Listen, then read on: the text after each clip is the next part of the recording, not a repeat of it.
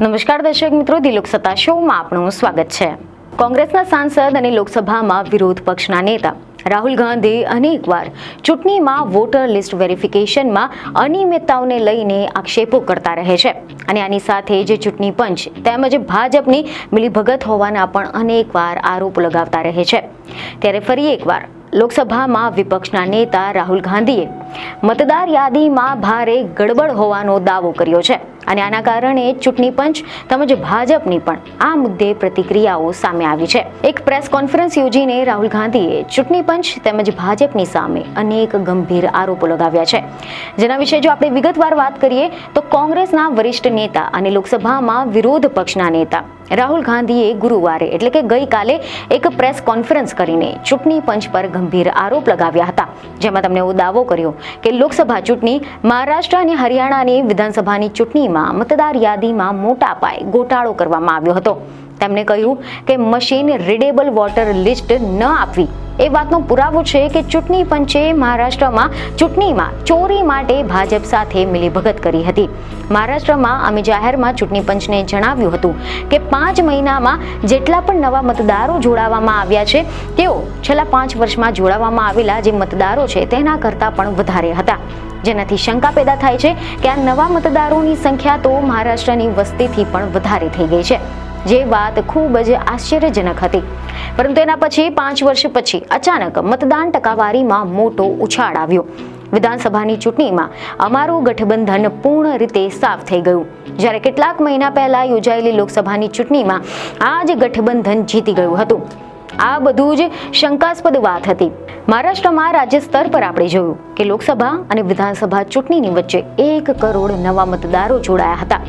આની ફરિયાદ ચૂંટણી પંચને પણ કરવામાં આવી હતી. રાજ્યમાં 40 લાખ નકલી મતદારો શોધવામાં આવ્યા હતા. આ સિવાય રાહુલ ગાંધીએ દાવો કર્યો છે કે કર્ણાટક લોકસભાની ચૂંટણીમાં પણ ઇન્ટરનલ પોલ્સે 16 બેઠકો જીતવાનું અનુમાન આપ્યું હતું, પરંતુ કોંગ્રેસને માત્ર 9 બેઠકો મળી હતી. કોંગ્રેસની તપાસમાં એવું જાણવા મળ્યું કર્ણાટકમાં બેંગલુરુની મહાદેવપુરા વિધાનસભા બેઠક પર 6.5 લાખ મતદારોમાં 1 લાખથી વધારે મતોની ચોરી થઈ હતી. કર્ણાટકમાં 11,000 જેટલા મતદારો એવા જોવા મળ્યા કે જેમને અલગ અલગ બૂથ અને અલગ અલગ રાજ્યોમાં પણ મતદાન કર્યું હતું. આ મતદારોના નામ, બૂથ નંબર અને સરનામાની યાદી પણ અમારી પાસે છે. રાહુલ ગાંધીએ આરોપ લગાવ્યો હતો કે કેટલાક મતદારો અલગ અલગ રાજ્યોમાં અલગ અલગ મતદાન મથકોથી મતદાર યાદીમાં સામેલ થઈ ગયા છે. એક મતદાર બેંગલુરુની મહાદેવપુરા બેઠક, પૂર્વી લખનૌ, મુંબઈના પૂર્ણ જોગેશ્વરી ચૂંટણી વિસ્તારમાં મતદારના રૂપમાં નોંધાયેલા છે. રાહુલ ગાંધીએ દાવો કર્યો છે કે તેમની શોધ ટીમે 40,000થી વધારે એવા નકલી મતદારોની ઓળખ કરી છે કે જેમના સરનામા ખોટા હતા, અથવા તો એવા સરનામા હતા કે જેનું કોઈ અસ્તિત્વ જ ન હતું, અથવા તો તેઓ એ સરનામા પર ન મળ્યા હતા. એક ઘરના સરનામા પર 80 અને 46 મતદારો નોંધાયેલા છે. આવા નવા મતદારો માટે વપરાતા ફોર્મ 6નો મોટા પાયે દુરુપયોગ થઈ રહ્યો છે. આવા 33,692 જેટલા કિસ્સા જોવા મળ્યા હતા. રાહુલ ગાંધીએ દાવો કર્યો છે કે હરિયાણામાં કુલ 8 બેઠક પર કુલ 2 કરોડ મતદારોમાં હાર જીતનું અંતર માત્ર 22,779 હતું. અહીંયા એક વિધાનસભા ક્ષેત્રમાં 1 લાખ વોટની ચોરી થયાનો પણ આક્ષેપ રાહુલ ગાંધીએ કર્યો હતો. એક્ઝિટ પોલમાં કોંગ્રેસની જીત બતાવવામાં આવી હતી અને સાથે જ 90 બેઠકોની હરિયાણા વિધાનસભામાં કોંગ્રેસને લગભગ 60 બેઠકો મળતી હોવાનો પણ દાવો કરાયો હતો. રાહુલ ગાંધીએ જણાવ્યું કે તે ભાજપ લગભગ અડધા એક્ઝિટ પોલ્સના ખોટા સાબિત કર્યા છે અને બહુ જ આરામથી બહુમતીના આંકડાને પાર કરીને 48 બેઠક પર જીત મેળવી છે. આની સાથે જ રાહુલ ગાંધીએ કહ્યું કે વર્ષ 2024ની લોકસભાની ચૂંટણી દરમિયાન વડાપ્રધાન મોદીને સત્તામાં રહેવા માટે 25 બેઠકો ચોરવાની જરૂર હતી. એ ચૂંટણીમાં ભાજપે 25 બેઠકો પર 33,000થી પણ ઓછા મતોથી જીત મેળવી હતી. અમે ચૂંટણી પંચને કહી રહ્યા છે કે તમે ભારતીય લોકશાહીને નષ્ટ કરવાનું નહીં, પરંતુ તેની રક્ષા કરવાનું કામ કરો છો. અને આ બધી જ માહિતી એક પુરાવો છે કે માત્ર કર્ણાટકની જાણકારી જ નહીં, પરંતુ દેશની દરેક મતદાર યાદી હવે એક પુરાવા છે. આ ભારતીય બંધારણ અને તિરંગા વિરુદ્ધ કરેલો ગુનો છે, તેનાથી ઓછું કંઈ જ નથી. આ એક વિધાનસભામાં થયેલા અપરાધનું પરિણામ છે. અમે પૂર્ણ રૂપથી આશ્વસ્ત છીએ, કારણ કે અમે પેટર્ન જોઈ છે. અને અમે તેનો અભ્યાસ પણ કર્યો છે. ચૂંટણી પંચે અમને ડેટા નથી આપ્યો. તેમને જાતે જ કહ્યું છે કે તેઓ સીસીટીવી ફૂટેજ નષ્ટ કરવા જઈ રહ્યા છે અને આ જ બધા કારણ હતા કે જેના માટે તેઓ ફૂટેજ નષ્ટ કરવા માંગતા હતા. તો બીજી તરફ ભારતીય ચૂંટણી પંચે પણ રાહુલ ગાંધીના આરોપોને ગેરમાર્ગે દોરનાર ગણાવ્યો છે. ચૂંટણી પંચે કહ્યું છે કે તેઓએ પોતાની ફરિયાદ લેખિતમાં કર્ણાટકના મુખ્ય ચૂંટણી અધિકારીને આપે. જો રાહુલ ગાંધી સમજે છે કે તેઓ જે કહી રહ્યા છે તે સત્ય છે તો તેઓ શપથપત્ર પર હસ્તાક્ષર કરીને ફરિયાદ આપે અથવા તો એના પછી ભારતની જનતાને ગેરમાર્ગે ન દોરે. કર્ણાટકના મુખ્ય ચૂંટણી અધિકારી તરફથી એક નિવેદન પણ જાહેર કરવામાં આવ્યું છે અને આરોપોનો જવાબ આપવામાં આવ્યો છે. ખબર એવી મળી રહી છે કે જેમાં એવું કહેવાયું છે કે કર્ણાટક કોંગ્રેસ તરફથી મુખ્ય ચૂંટણી અધિકારી સાથે મુલાકાતનો સમય માંગ્યો હતો. એ બાદ 8 ઓગસ્ટના રોજ બપોરે 1 થી 3 નો સમય પણ નક્કી કરવામાં આવ્યો હતો. મતદાર યાદી જનપ્રતિનિધિત્વ કાયદા 1950, મતદાર રજીસ્ટ્રેશન નિયમ 1960 અને સમયાંતરે કેન્દ્રીય ચૂંટણી પંચ દ્વારા જાહેર કરાયેલા નિર્દેશો પ્રમાણે પારદર્શિતાની સાથે તૈયાર કરાય છે.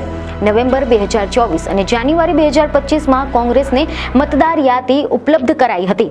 જ્યાં સુધી ચૂંટણી પ્રક્રિયાની વાત છે તો તેમાં માનનીય ઉચ્ચ ન્યાયાલયની સામે ચૂંટણી અરજીના માધ્યમથી જ પડકાર આપી શકાય છે. તમને વિનંતી છે કે તમે મતદાર રજીસ્ટ્રેશનના નિયમન 1960 અંતર્ગત સંલગ્ન ઘોષણા શપથ પર સહી કરીને આવા મતદારોના નામ મોકલી આપો જેથી કરીને કાર્યવાહી શરૂ કરી શકાય. તો આ સિવાય મહારાષ્ટ્રના મુખ્યમંત્રી દેવેન્દ્ર ફડણવીસે પણ મહારાષ્ટ્ર ચૂંટણીમાં વોટ ચોરી પર રાહુલ ગાંધીના દાવાને ફગાવી દીધા હતા. એવા સમાચાર સામે આવ્યા કે તેમણે એવું જણાવ્યું હતું કે રાહુલ ગાંધી સતત ખોટું બોલી રહ્યા છે અને ખોટા નિવેદનો કરી રહ્યા છે. તેમણે પહેલા પણ કહ્યું છે કે મહારાષ્ટ્રમાં 75 લાખ વોટર વધ્યા અને હવે કહી રહ્યા છે કે 1 કરોડ વોટ વધ્યા છે. તેઓ ખોટું બોલીને પોતાની હારને દબાવવાનો પ્રયાસ કરી રહ્યા છે.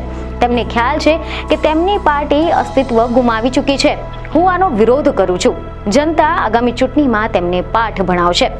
તો આ સિવાય કેન્દ્રીય મંત્રી પ્રહલાદ જોશીએ પણ આ અંગે પોતાની પ્રતિક્રિયા આપી છે. જેમાં તેમણે કહ્યું હતું કે મહારાષ્ટ્ર વિધાનસભાની ચૂંટણીમાં તમે હાર્યા, લોકસભામાં તમે હજુ પણ વધુ બેઠકો ગુમાવી, એનડીએ સારું પ્રદર્શન કર્યું હતું. કર્ણાટકમાં વિધાનસભામાં પરિણામો તમારા પક્ષમાં રહ્યા હતા પરંતુ લોકસભામાં નહીં. મહારાષ્ટ્રમાં ન તો વિધાનસભામાં કે ન તો લોકસભામાં તમારી જીત થઈ હતી. તો તમે દેશ અને દુનિયાની સામે શું દેખાડવા માંગો છો? તર્ક અને બુદ્ધિ પણ કોઈ વસ્તુ હોય છે. શું તમે વિશ્વને બતાવવા માંગો છો કે ભારતમાં ચૂંટણી યોગ્ય રીતે નથી થઈ રહી? રાહુલ ગાંધી વિદેશ જઈને ભારતીય સંસ્થાઓને બદનામ કરે છે. જો ચૂંટણીમાં ગડબડ થાય છે તો તમારો ઉમેદવાર ઝારખંડમાં કેવી રીતે જીતે છે? જમ્મુ અને કાશ્મીરમાં તમારી જીત કેવી રીતે થઈ છે? આ ઉપરાંત એવા અહેવાલ છે કે ભાજપના સાંસદ સંબિત પાત્રાએ કહ્યું કે રાહુલ ગાંધીએ એક પ્રેસ કોન્ફરન્સ કરીને તેમને મતદાર યાદી પર પણ વાત કરી હતી. રાહુલ ગાંધી આ પહેલી વખત બંધારણીય સંસ્થા પર હુમલો નથી કરી રહ્યા, પરંતુ જે રાજ્યોમાં તેમની જીત થાય છે રાહુલ ગાંધી એ રાજ્યોની મતદારને અમારી સામે કેમ નથી રજૂ કરતા? તો હવે આ મુદ્દે તમારું શું કહેવું છે તે અમને કમેન્ટમાં જરૂરથી જણાવજો. બીજને ખબર સાથે ફરી મળીશું. ધન્યવાદ.